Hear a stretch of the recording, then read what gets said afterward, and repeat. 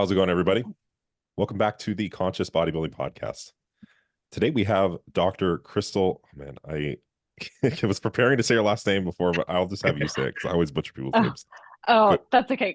Christle Guevarra. Guevara. Okay, cool. Today, Dr. Christle is a sports medicine doctor, but today we're having her on to talk a little bit about GLP-1s. So maybe first, what are GLP-1s? Yeah. So I guess we could start with like what the GLP-1s, what GLP-1 is, and Yeah. kind of go from there. So GLP-1 is a incretin. It is made in our body. That and GIP, the gastric inhibitory peptide. They're both peptides that are secreted after we eat food. So we eat food, and our body hits, through our GI tract, and our body decides, hey, like you have this large bolus of food, and one, I need to, find a way to secrete insulin, and two, I need to tell the body that I'm full. So the GLP is released after a nice large bolus of food, and it tells our body, hey, there's carbs here. Like, let's release some insulin. Let's, kind of utilize those nutrients. Let's utilize that glucose and kind of store it for a rainy day or use it for energy. But also it tells us, it also has a huge role in satiety and fullness. And so the problem with GLP-1 in particular is that it has a very short half-life. It has a half-life about 3 to 5 minutes after it's secreted. And so a huge target that we've been working on for decades. I mean, GLP-1 was discovered back in the 60s. Wow. And I think it was isolated. I think it was finally isolated in either the 70s or the 80s, because it was GIP that was isolated first, and then GLP-1. So once they kind of figured out that there was this sort of, extra thing where, it only came, the release of the GLP-1s was a bigger increase and had a bigger effect on insulin release with the oral administration of glucose. So, if you IV'd some glucose, then a little less of an effect that it would have. So that became a huge target for diabetes medications for, up until the first GLP-1 agonist came out in 2005. So what they did was, hey, if this is really good for insulin release and lowering blood sugars, maybe we can make a drug that kind of bypasses the enzyme. It's this enzyme DPP4 that cleaves GLP-1 and then renders it inactive, and then you secrete it through your kidneys. So if we can sort of, make something that kind of looks like GLP, the native GLP, but, can have some sort of, different structure that'll bypass this enzyme and kind of hang around the system, we'll have, more insulin, better glucose regulation. So that's kind of what GLP-1 does, and then what kind of gave us a sort of researchers a sort of target to shoot for as far as diabetes meds go. Yeah. So so that's kind of, for the first drug that came out, the FDA approved, was back in 2005 with exenatide, or Byetta, and it was a twice a day injection, which isn't the best to like, yeah. So, and a lot of people a lot of the general population is really adverse to injecting themselves. So it wasn't exactly the highest, the first choice on anybody's list. But then over the years, and then I think semaglutide finally came out in 2017 or 2018. I mean, we've had a decade and a half of kind of refining it. And there were a lot of other generations that had come along between Byetta and semaglutide sort of along the way, but it just, the half-life kept getting better and better. So now we're on like a once a week type of dosing, which is really great.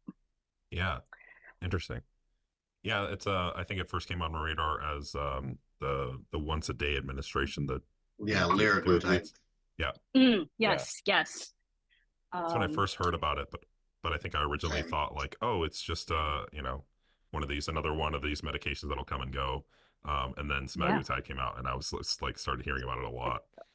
Ooh, yeah, the daily, because it was still a daily injection, and the cost when I was a resident was still about 1,400 or 1,500 a month for a month's supply. So I tried to, for weight loss, I tried to prescribe it, and then because I, saw a lot of Medicare, Medicaid patients, getting that covered was just like a joke. So it went nowhere, and I kind of didn't really think about it.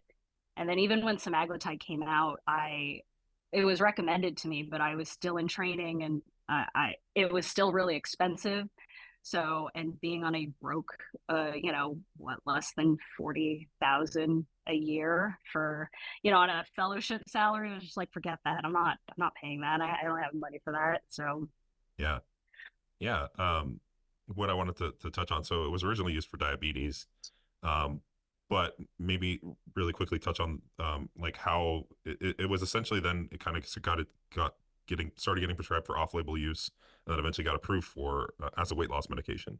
So you mentioned like mhm, it helps with insulin secretion, right? Helps with satiety, and then as a result, we started mhm. seeing weight loss. So maybe you could touch on that a little bit. Yeah. So I think it was, I always get my generics and my brand names mixed up. So, yeah, Byetta was the first, and it totally sucked. In terms of weight loss, it was barely like 5, 10 pounds at best. And then it wasn't until, but they did see enough of a kind of a drop in the weight loss that they were like, maybe we've got something here. And it wasn't until, I think it was until liraglutide that we started to see enough of a change as far as the weight loss component goes, that hey, we should really start looking into it. And I think that was the first FDA approved medication for weight loss.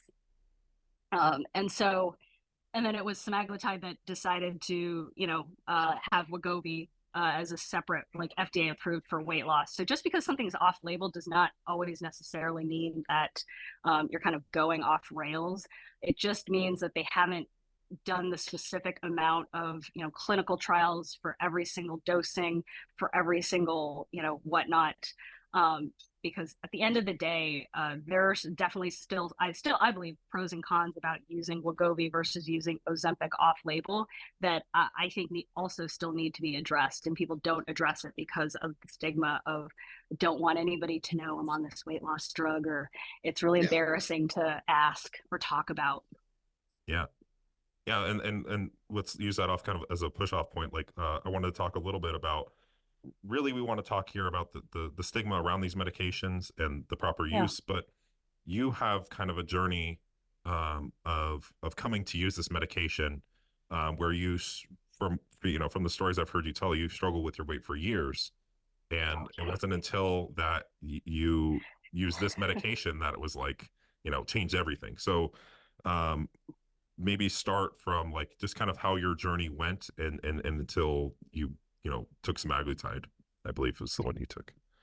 Yeah, yeah, I've always struggled. I've always been I've always had a big appetite ever since I was little, and I've always noticed that I was at least 20 pounds heavier than like I had a next door neighbor. She was like always 20 pounds lighter than me.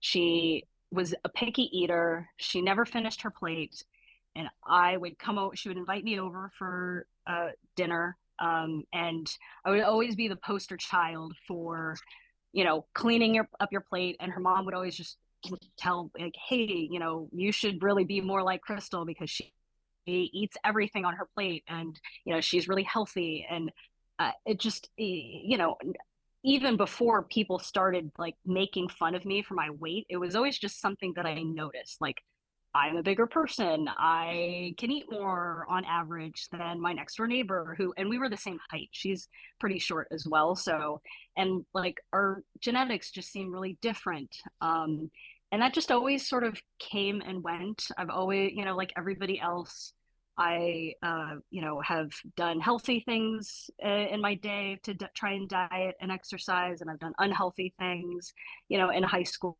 I was, I would just not try and not eat at one point, and that failed miserably too.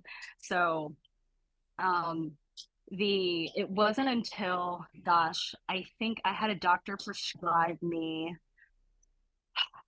Topamax and then Contrave, which is naltrexone, and bupropion, which bupropion is used as an antidepressant, anti-anxiety medication. And then I'm sorry. Oh, I was going to say Wellbutrin. Yeah, Wellbutrin. Yeah, Wellbutrin. And then the naltrexone part, believe is used for either alcohol use or opioid use. I can't remember off the top of my head. It was a combination pill. It's used for weight loss. FDA approved for weight loss. Gave me the most magnificent hives, and did nothing for my hunger. um, I took Wellbutrin as sort of both by itself as a potential off-label use for weight loss, and also just because I was depressed in residency and did nothing for my hunger. Still always hungry. And then I tried off-label Topamax or topiramate, which is used for a variety of things, migraines, epilepsy. And that also didn't work. And just sort of feeling like, wow, you know, I am sort of I'm not really in the fitness space at this time. Like I'm dating Mike at this time, and I've read the books. I've bought the RP diet books, and I feel like I've tried. I had a one-on-one coach, various coaches who I've done diets, but it always felt like diets were such a nail biting experience that I just in the end would just end up like, as soon as the diet was done and I'm done biting my nails, the maintenance part was just like this over the top, like trying to control myself. Like I was out of control. I was hungry as shit, and I felt completely ravenous. And then I would just beat myself up all the time because like I should have willpower. I should be able to handle this. Like I'm an educated person.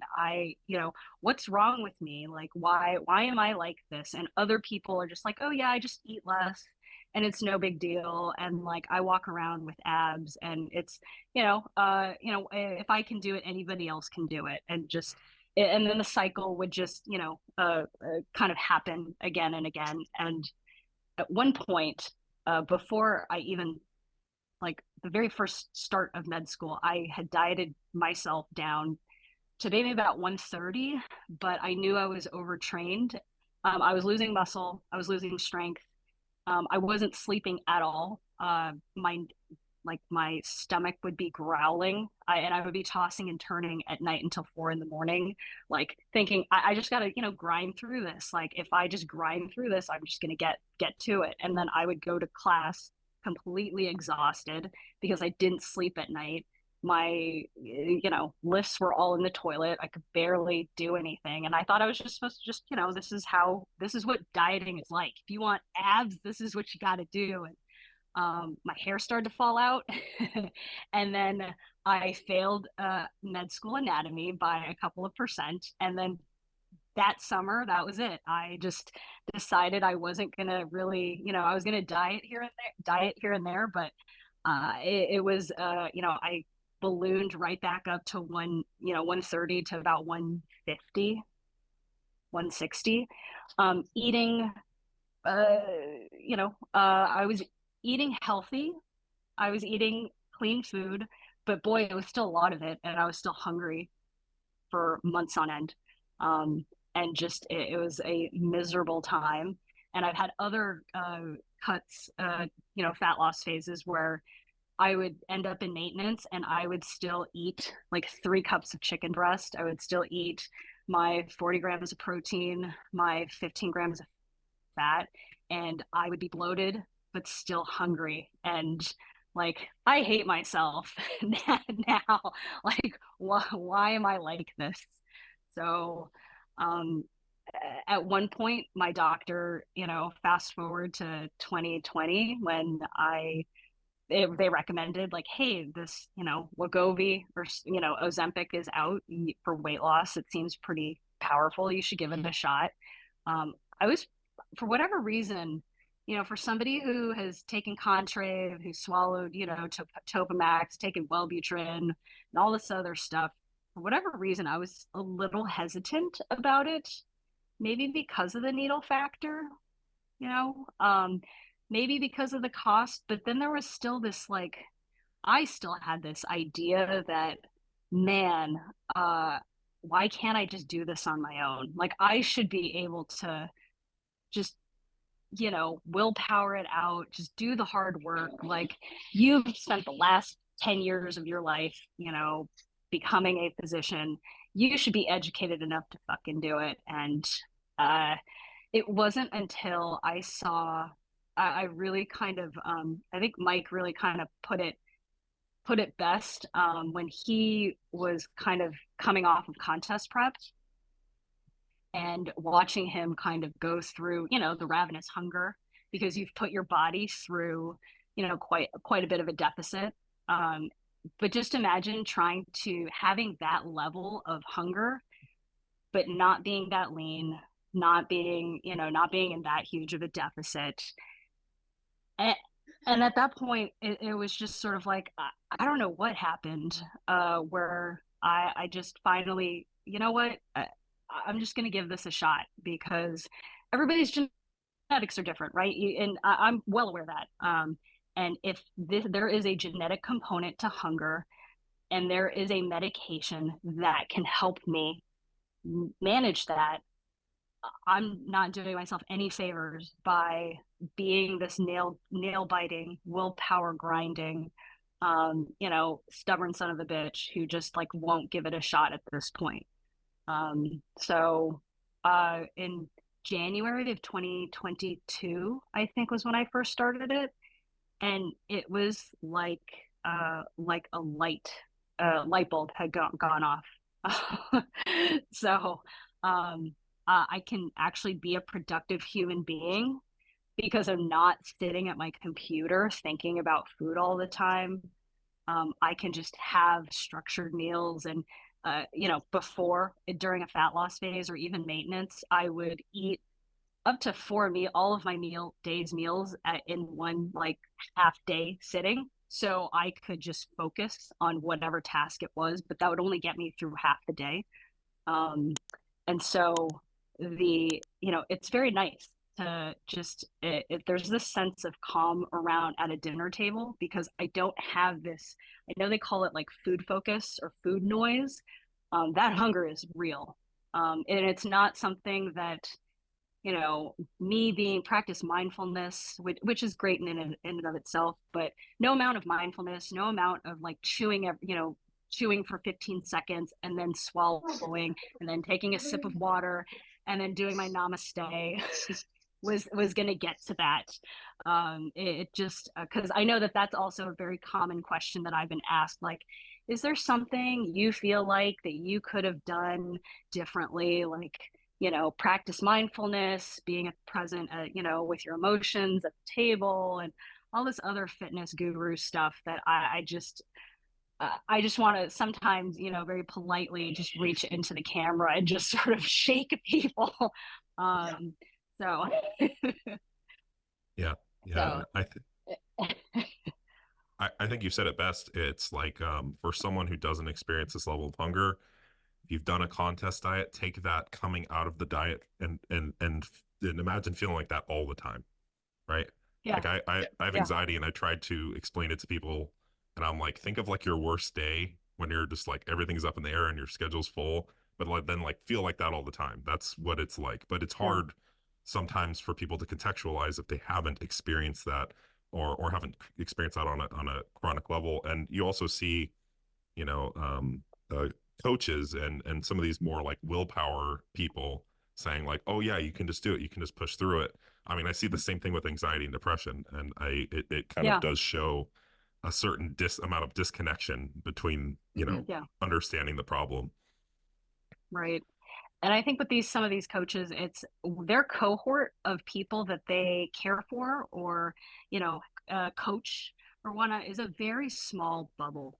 The online fitness space may seem very vast, but when you think about all the different, everybody that sort of makes up the general population in at least in the United States, you've got a wide variety of people's genetic abilities, their reactions to medicine, and then you throw in, like cultural values and whatnot. So those people, I mean, I guess I sort of get it, but I think a lot of times they they mean well, but you can tell that when you are just that sort of narrow-minded, or kind of saying everybody can just do this, or just talking in absolutes, like this is definitely got to be what it is.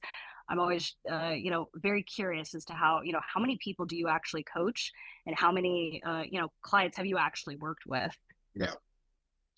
Yeah. It sometimes almost comes off as a slap in the face. Mm-hmm. Oh yeah. Well, and it's not just how many people you've worked with. I think that you can also, um, I've seen also coaches not identify when they have a client maybe struggling with appetite and hunger when they're doing all of the things, right? I've seen coaches Yeah. put it on, like you said, you kind of put it on yourself, like, oh, there's something wrong with me. Well, I've seen Yeah. coaches do that, and I've had people come across me Oh, in yeah. consultations, not in a great place as a result of previous Yeah. coaches they've worked with who were putting everything on them. But in whether they were unwilling or unable or just didn't recognize that this individual had an issue. But I think then it also comes down to a deeper level of understanding obesity as a disease state, and also understanding the genetic components of appetite, right? Yeah. There are people who exist that have a higher appetite on average, that walk around with a lot more hunger. Understanding that you can have uh, uh, genetics that predispose you to obesity, whether it's a Yeah. number of factors, appetite being one of them. I think that's a big part of it as well. So, um, so yeah, a little bit more on like the stigma side of things. I mean, Yeah. um, so do you actually I know you're a sports medicine doctor. You have your own private Yeah. practice as well. So you mentioned you do prescribe these medications sometimes. Yes, I do. Yes. So I did a sports medicine fellowship, but my initial training is in family medicine. So Okay.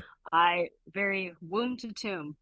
So I do prescribe the GLP and the GIP dual agonist, so both semaglutide and tirzepatide, to patients who qualify. So I know it's definitely not easy. Insurance is a whole nother story. So Yeah. of Yeah. getting that covered. Are you getting people who come across, in your practice that have kind of heard some of this stigma? Like, what are some things that you're hearing when people are coming to you about like this medication? Oh, definitely. And in the especially for people who are also physicians as well, it's still a hugely stigmatized medication. Anytime anybody ever has any questions, I'm in physicians uh, kind of online groups. Anytime there's a question about these weight loss medications, it's always anonymous, because everybody either still feels guilty that they feel like they should be able to willpower their way out of it, or I'm actually looking for, I'm having a hard time getting these medications covered. Uh, you know, um, what are some alternative sources that I've seen on, that anybody has heard of on the internet, especially with compounded of medications, which is its own kind of separate thing. So the as far as the stigma goes, I think I actually haven't really quite kind of explored that. I guess the people who kind of come and ask for that and talk to me about it haven't really brought up too much of a stigma, at least from what they have felt, as far as these medications go, and never really felt like it was sort of cheating. I guess at least the people that I've sort of encountered. Yeah. Yeah. I mean, and we're not dealing with, general, they're not in the fitness space, so they're not viewing it as, cheating or a shortcut or something along those lines, right? Yeah, yeah. So Um, Yeah, and so kind of on the mental side of things, uh, and Trevor, I kind of wanted you to chime in too, but when you're prescribed, so you have, do you still have to meet a certain BMI to be able to be prescribed these medications? Um, Yeah, well, so yes. So I guess the one thing is that I have yet to encounter an insurance uh well, actually no, I take that back. I 100% take that back. I have prescribed medication to somebody whose insurance covered it completely. But it wasn't because of BMI issues, it was because of previous history of pre-diabetes that got the ticket, the buy-in, um, so to speak. So, as far as BMI goes, yes, there is a cutoff that insurance companies do have for covering it. However, I will take a look and see, where we're at in terms of BMI, because especially with people who lift weights, it can become a different story as far as, you know, like, yes, you have a BMI of 30, but your body composition is, XYZ. But um, so yeah. yeah, yeah. I think that what I'm thinking is, Hmm. um, many people are being prescribed this for obesity. There's kind of a stigma around using them if you're not a particular BMI. Um, Mm. but you're here, talking about quality of life improvement, right? Yep. Being able to Yeah. be more present, and obviously health Yeah. as well. Even if you Yeah. don't have a certain BMI, I, I Yeah. I know that like a 10% reduction in weight if you're overweight can have huge impacts on your health. Oh, yeah. So Oh, does yes. someone have to Uh, be a certain BMI to use these medications? in my opinion, no. I completely agree with you in the fact that, just because you're in the overweight category, or like, I don't go by a number. To be honest, I always end up, having a very long and candid talk with them, with the patient, about, what do they struggle with? What are, some low hanging fruit that we can kind of work on?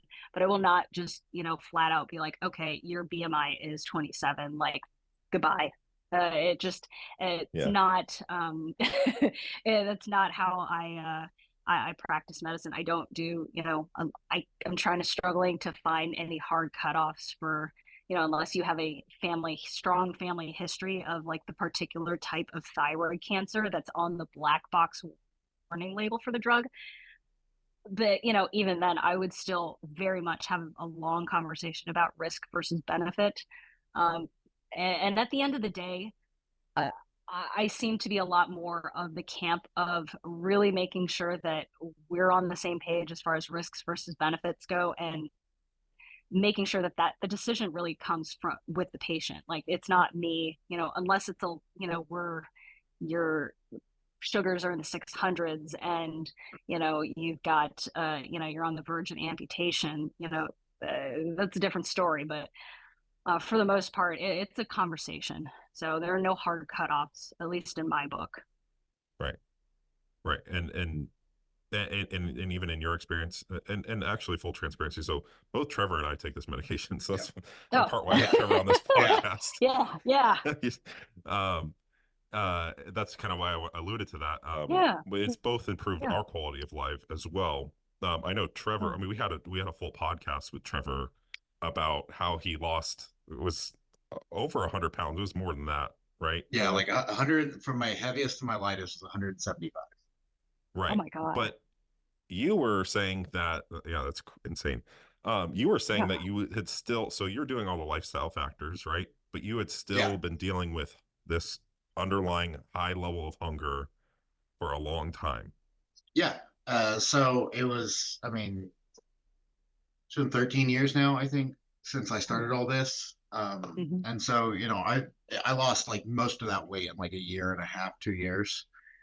And for years I did everything, everything you see online, everything every influencer says to do, eat, focus on protein, eat fiber, eat vegetables, mindfulness, which that one actually drives me nuts. But I did all that stuff. And just every single day of my life was hungry at all times. And it was like, I made it as a joke between like my friends and my family. It's like, someone to see me eat a lot of food. They're like, "Oh, how can you do that?" I'm like, my secret is I'm always hungry.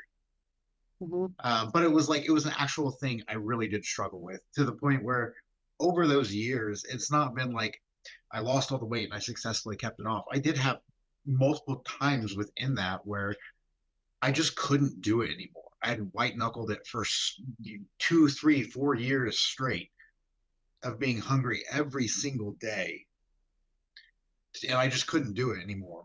Multiple times I would have that happen, and I would gain in a matter of 2 or 3 months 50 or 60 pounds. And it was for me, it was always such a struggle. And I felt for a long time, even when I was first kind of getting more like into the fitness space online and everything, I did kind of have that feeling of like I felt a little bit like a fraud, because it's like I I know all these things, and yes, I've lost all this weight and stuff, but I always still struggle with this, and I can somewhat keep my weight in check, but it's always a thing where every now and again it'll just slide back up, seemingly out of control. And it was a thing where there was a lot of shame involved. I have many a times where I'm eating food in my car and going to a different garbage can to throw the food away because I don't want people I know to see me, see what I'm doing, because I felt ashamed that I did it. But it was, 6 months straight of every single day. It was so much effort and focus of like, okay, these are your meals you're supposed to eat. You can't eat anything more than that. You can't eat anything that's off your diet, because otherwise it's just you can't control yourself. And I just couldn't do it. And then it would be 6 months of binging. Yeah. And kind of a back and forth thing. So for me, when probably around, I think I first started using it in March or so of 2022. It was a thing where I finally started to feel like, is this what a normal person feels like? Yeah. Like I could go out to a restaurant and I didn't feel like I had to order 3 entrees. And I could, for me, one of the biggest ones was holidays, because every year the holidays turned into such a mess, because I felt like I had to choose between like enjoying the food and time with family.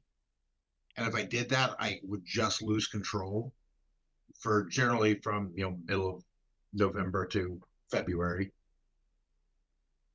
I had to choose between getting to enjoy that, losing control, or just not doing it at all. And I have just completely not done it. I've completely avoided. I've gone to family get-togethers at Thanksgiving, Christmas before, and not eat a single thing, because I know if I do, I can't stop.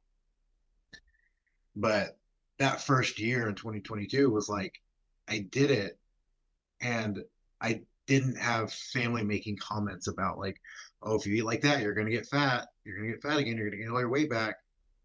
I was able to eat just like a normal amount for the first time, not just in 10 years that I'd lost the weight, but this is something I've dealt with since I was my earliest memories as a child. And it was, for me, quite literally life changing. Yeah. Well, Yeah. hey, you talked a little bit about that identity. Christle, same with you, where, you're very well educated, you're going to school, you're a doctor, and there's this kind of like this, feels like a disconnect, right? You're like, I know all this stuff, I'm doing all the things, you were dating and then married to Mike, who, this whole company is based around fat loss, weight loss, right? And it could be a really big, like, I've tried all the things, I've tried the templates, I've tried volume eating, mindfulness, all these things. And you feel this kind of like it's like an imposter, like especially for me, with like advising people, it's like, oh, like I'm helping people lose weight, but like in the background I'm struggling with being, starving all the time, and struggling with my weight, right? And Trevor, you kind of alluded to the same thing. So that's definitely a challenging aspect that I've dealt with. But that was also eye-opening when you know, I started to use semaglutide as well. I think we all started around the same time, 2022. Yeah. Where it was very similar. For me, it was you know, like the fitness lifestyle, like mine wasn't necessarily to the degree that both of you had it, but it definitely kept me from being obese. I had this, if I was not actively dieting, then Mm-hmm. I was pushing my body fat up, right, until I started dieting again. And Mm-hmm. I, you know, everybody like would talk about like, oh yeah, I can't eat a lot of food when I'm mass gaining, blah blah blah. And you know, I'd be like the peak mass at an all you can eat sushi buffet, eating, you know, like 7 to 10 rolls at least, and Yeah. then still eating throughout the day. And one thing I really connected with when you said it is that when you're eating and you are full physically, but Mm-hmm. you You still are want to keep hungry. eating. You're Yep. legitimately just Mm-hmm. uncomfortable. Like I remember like just like I'd be on the couch trying to find a position that was comfortable, and you could feel like you have like acid reflux, you can feel it coming up, and you're still like, yeah, I'm still hungry though. Like it's a horrible, weird feeling. Yeah. Um I mean, I've literally eaten Yeah. myself sick and then went back and ate more. yeah, Yeah. yeah. Um yeah, and a little bit about so for me it was that it enabled me to the same deal, like the social aspect was really huge for me, Yeah. because luckily, Yeah. like, oh yeah, I'm this big guy, so like if I'm eating a lot of food, it's not like surprising or like weird, like I didn't get a lot of shit for it, but internally I'm like, you know, like knowing that I'm overdoing it, knowing that, you know, Mm-hmm. I'm fatter like that I'd like to be, and I'm struggling with that body image constantly. And it wasn't until I'm like dieting for a show that I'm like actually getting to like a level where I'm like, oh, like I'm actually like lean and I feel good about how I look. And but again, just constantly fighting it. And it was just basically a willpower struggle until I would give in and then start eating again, basically. Yeah. But Yeah. I feel like Trevor, like your kind of description of what happened, like white knuckling it and then the rebound. You know, I definitely every single time up Yeah. until 2022, every and even they had a Mike had invented the hunger templates Hmm. to kind of because he kind of noticed that he didn't tell me this until maybe not that long ago, but after every diet I would just put this like look in my eye as I was eating, and it was like this glassy, glazed, like soulless kind of like look in my eye as I'm just eating, you know, eating and continuously eating. And he was like, I kind of knew like where this was going to end up going, and sure enough, you know, the weight would climb up, and then I would just, you know, couldn't stop myself. It Yeah. just, it just was almost like clockwork every single time. So well, for our purposes, like Trevor, when you started using semaglutide, you were struggling with this, but you weren't technically obese, right? Correct. You kind of were rebounding back and forth. mm-hmm. Um, is there a place for usage, do you think? Because I kind of asked Dr. Christle that a little bit earlier, but is there a place for usage maybe in the fitness space for someone who is dealing with this? Yeah. I mean, I think it's exactly that. There's so many people that have managed to successfully lose weight and in many cases keep it off for long periods of time. But that doesn't mean they're not dealing with that constant gnawing, all consuming hunger. And Right. you know, like for like a bodybuilder, you diet and you get really lean Mm-hmm. and you have that hunger, but it goes away eventually. Yeah. If you've experienced that hunger for 5 years straight, it's enough to make you go crazy. Mm-hmm. I remember, this is actually something I've never publicly talked about, but I remember probably 5 or 6 years ago now, I think it was 2018. I had just come to the end of my rope with it. And I think I had dealt with some injuries that year, which really, took me out of training, took me out of jiu-jitsu, and I just couldn't do it all anymore. And I gained in 4 months, I went from 180 pounds to 260 pounds. And I mean, because it was literally like every night I would be uh, going to Brahms, and on the way home from Brahms, get Little Caesars, and on the way home from Little Caesars, I would get ice cream at the gas station, and I would eat that every night. And I remember crying in my car, thinking, I have friends that can order pizza and eat 4 slices of pizza and be full. And I can't help myself but to eat 2 or 3 pizzas in a sitting, and I don't know how to stop. And I just didn't know what to do anymore. And so I do think there is a case for, and this is what I wanted to talk about on the podcast, because I'm seeing this more and more in the fitness space of fitness professionals being like, oh, you shouldn't need to use this, yeah. And it's the same thing that they always get at, is like, just eat healthier, eat more vegetables, eat more protein, eat more fiber, and you can lose weight and you can maintain it, and you can just change your habits and change your, you'll lose all your weight and it'll be no problem. But that is just not the case. And there are a lot of people like that. And to then be told either you're doing it wrong, you're cheating, or you're just not strong enough because you think you have to use a medication when you already feel alone, is just a really awful feeling. Yeah. 100%. And using it, like, I think a lot of what's going on too is that people are thinking that it's a crutch. And I imagine, right, and I imagine Christle, Trevor, myself, when we are you're prescribing it, obviously, we're using generally like the non-prescription route. We are giving advice to lift weights. We're giving all of this advice, all that stuff that you had tried. For me, and for a lot of my clients who have used this medication, I've had some prescribed, I've had some not. It enables them to be able to make those changes. Right. And I don't think any of us here, I don't think any of us here would advise them to not lift weights, to not eat healthy, right, and just take the medication. That being said, someone were to take this medication and not do anything, it's still better than if they didn't.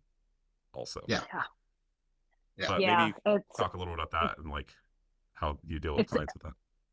Well, I was gonna say it's nuts, because I was just reading a physician who was like regretful that they were actually taking prescribed semaglutide. They lost 20 pounds, and all of it was muscle.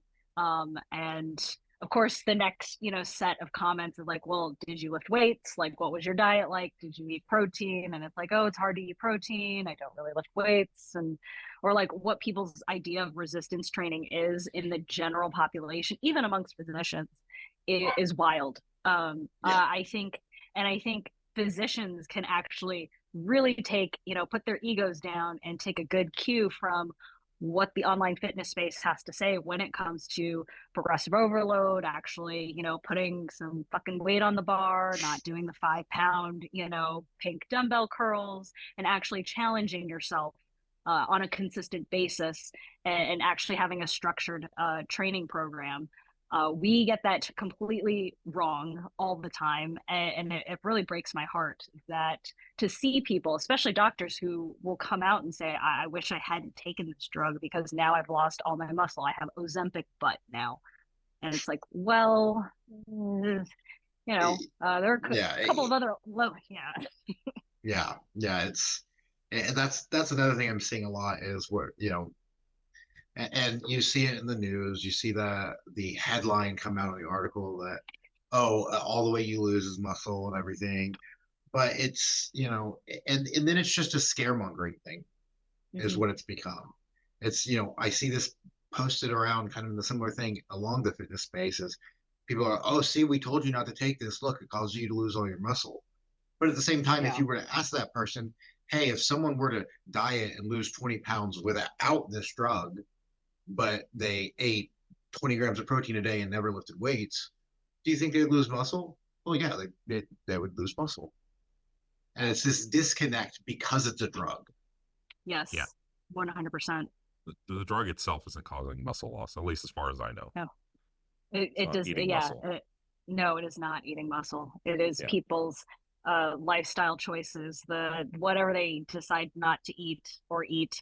And then a lot of people, what they think is exercise. A lot of the studies, if you actually take a look at all the literature for semaglutide, the diet portion has always been very varied, and then the exercise portion, and I get it, these are large studies, and as a researcher it's going to be very difficult to try and get people all on the same page, but it's like, 100, encourage up to 150 minutes of exercise as per the American Heart Association guidelines or whatever, but it encourages walking as like a form of exercise on these. Yeah. And you're just like, oh no. Yeah, breaks your brain. And again, I'm not opposed, like someone who is pre-diabetic, really high A1C, really high insulin, like I still think it's great for them to be able to take this. Like, yeah, 100%. It is. 100%. But I do think, like, I've had clients for the longest time, like I was hesitant to recommend this for a while. I always tell them to go check with their doctor first, see if it's available through insurance. And I would have people who are struggling, who are adherent, at least trying to be adherent. They were doing all the things I was telling them. And then they start a low dose of this medication, and their ability to adhere, or their ability to collect the wins, and also be more adherent to the actual like targets I give them, is night and day. So it was enabling a lot of people to be able to make these lifestyle changes, which was really cool to see. I don't know if, like Trevor, if you've experienced that at all. 100%. I have talked to a handful of clients who just over discussions with things they're struggling with, and oftentimes it's not oh, I'm struggling right now. It's oh, I've struggled for years. And I've encouraged them to always encourage them to talk to their doctor first and see. And I have had many people that have started medication and have been able to start to gather those wins and that momentum, and are being able to stick to things longer than they ever have in their life previously. And I mean, they've even told me without this, they don't know if they could continually stick with eating healthy and continually stick with lifting weights, because it's when they can't stick with it, they feel like they're failing one aspect, and it's just they catastrophize it and they can't do any of it. And so just having that one win starts to allow them to accumulate more and more and more wins. And if you were to ask any of us in a conversation outside of this context of using a medication like this, we would say that's how you make changes long term, is you accumulate little wins over and over and over again. We're not saying, okay, we're going to tackle everything all at once. If you take someone who is that person who's 350 pounds and they're high A1C, pre-diabetic, and all that, we're not going to say, all right, you're going to start lifting 6 days a week. You're going to do cardio, 10,000 steps a day. We're going to completely change your diet, and we're going to do that tomorrow, because they would fail. You want to take them to the steps and make the little wins. And for a lot of people, this medication finally allows them to do that. Yeah, especially if they're like, wow, I was able to eat in a calorie deficit today. Like I got a little bit like under my calories or something, like just that over time, and adding on to that.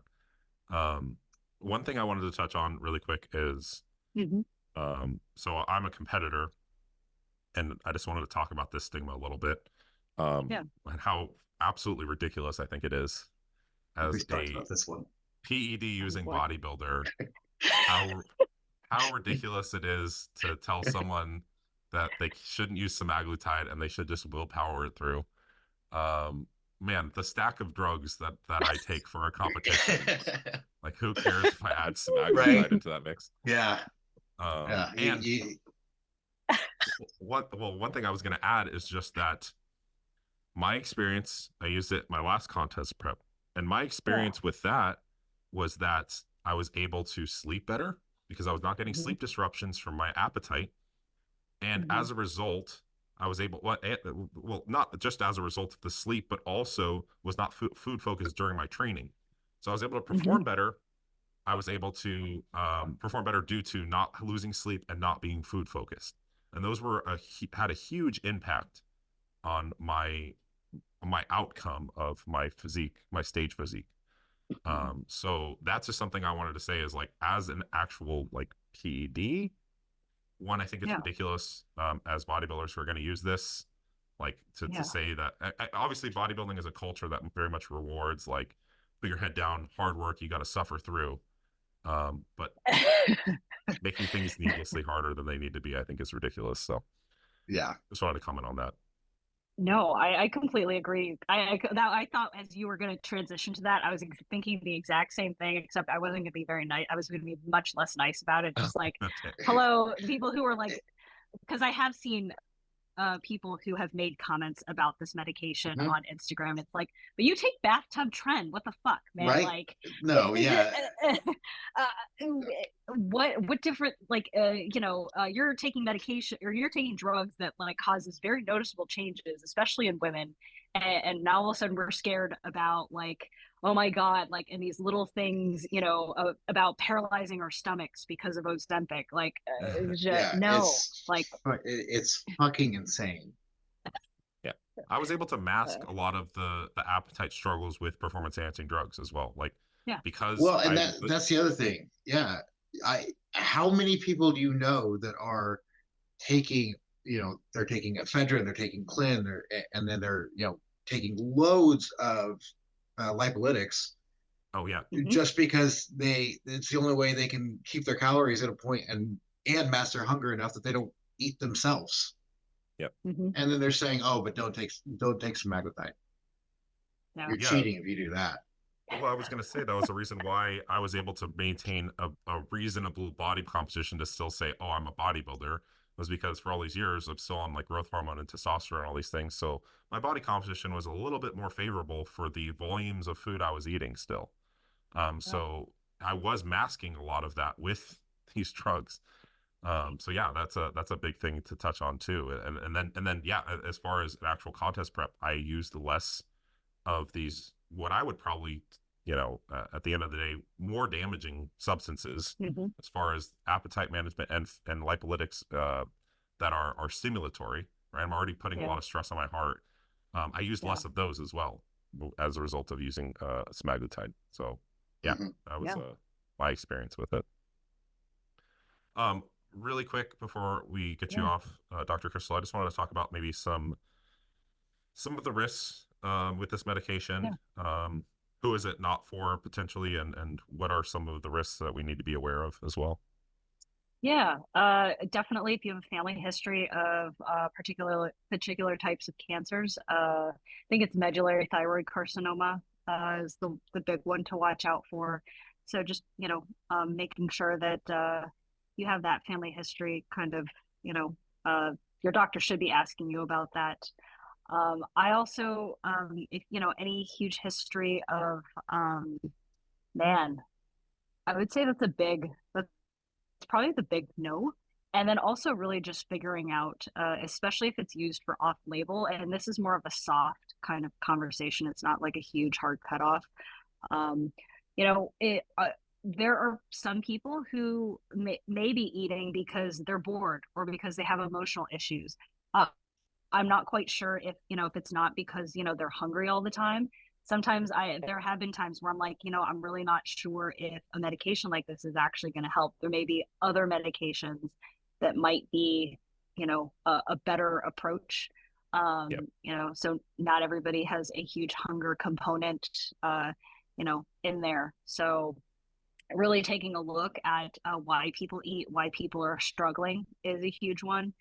And then really, man, there is always going to be a very small risk of, I think the most common things that people watch out for are nausea and vomiting. But I always want to warn people of that, because I think the other thing that gets people into trouble is not being mindful of their dosing and ramping things up if they do decide to go onto this. And I think trying to just let people know ahead of time that that's actually a thing, because I've had people just take it and then they're wondering why these side effects happen. I think giving people some of the most common side effects that they're going to run into is super important, because I have thrown up in the middle of a training session, a bench session, because laying down on the bench just triggered whatever decided to come up. And just yeah, so and there have been small cases. I know of, my colleague has sent people to the hospital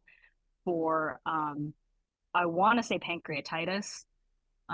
So, there is a potential risk for that, but I think the incidence is very low, especially considering how many people are on these medications for both diabetes, and they've been on these medications for decades, and then also now for weight loss. Now we have way more people taking it. So I think being mindful of your actual diet, and not eating, trying to stick to not so fatty foods, and also being mindful of your alcohol intake as well.